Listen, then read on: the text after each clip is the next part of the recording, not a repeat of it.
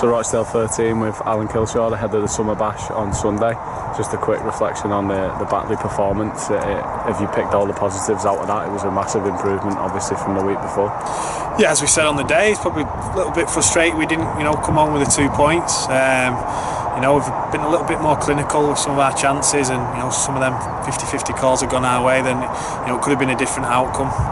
But I was really pleased that we competed, we stayed in the fight, and if we can keep doing that and consistently, like I said, I think we'll get the outcome that we want out of this season. And you mentioned consistency there. I know, although you've only picked up 1 win in the last month, there's been a lot of more consistency around your performances. What do you base that on? I think we've shown who's up for the fight, and the team are up for the fight. I think we've had to deal with some unusual circumstances off the field, and some things there. The injuries have been tough, but I think in the last month or so we've shown.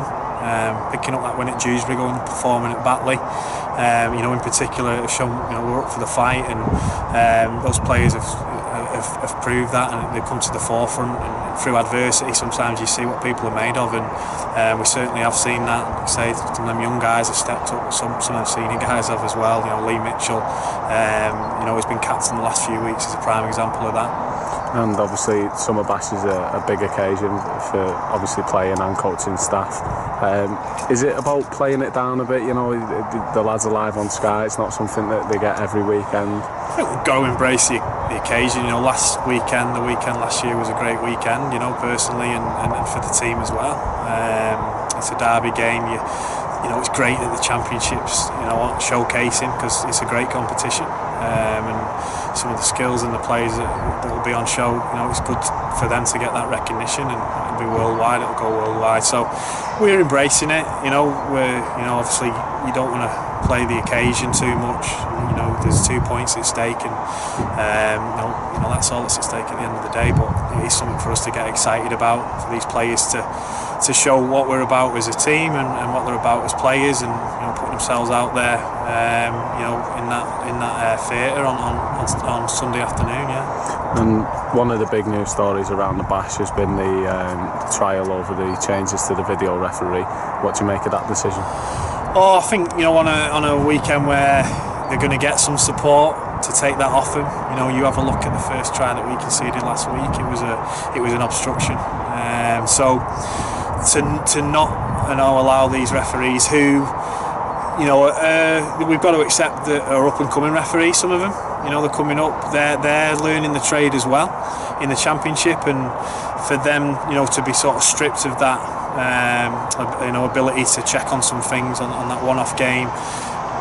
For me, it's a little bit short notice, and we're not giving those refs the full tools. So,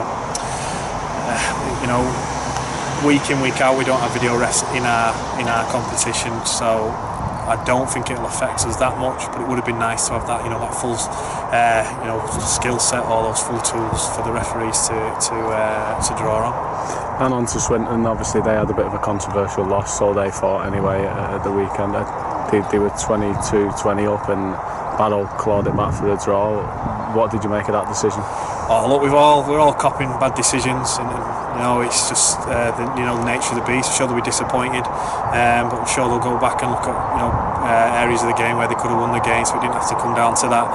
We copped a couple ourselves on the weekend where we thought were tries, so it's just par for the course. Like I say, the refs are learning at our level as well, and sometimes we've got to cop that.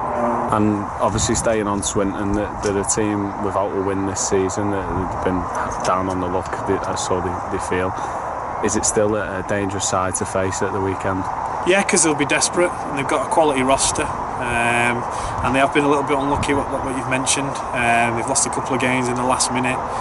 They've been to Barrow and drawn. Not many teams have come away from Barrow with points this season. So, we're not looking at the table. We know there's 15 games left. We know there's plenty of twists and turns, and from our point of view, the next couple of games can shape that. We can push up towards the 8, and they'll be looking at these 2 games as well, and obviously last week's game with Barrow and Sheffield, I think they've got. So they're a team not to be underestimated, and we certainly won't be doing that on Sunday. And onto the team news, we got a few bodies back last week, and you could see that the lift that gave the squad. Are there any lads likely to return on Sunday? We'll have a look at it. There's no fresh injury concerns. Potentially Tyara, Turner. We'll get a check on Pat Morani, might not be available this week depending on how Warrington go, and Lewis Palfrey's a chance as well. So yeah, we've got options, but just making sure people are right and we're picking the right side for the day. We've still got bodies out. We've still got Adamson's out, and Dec Gregory and Morsey, Gaz Middlehurst. So there's still a few guys who won't make it this weekend, but we're looking a lot more healthier than we were at the start of the month.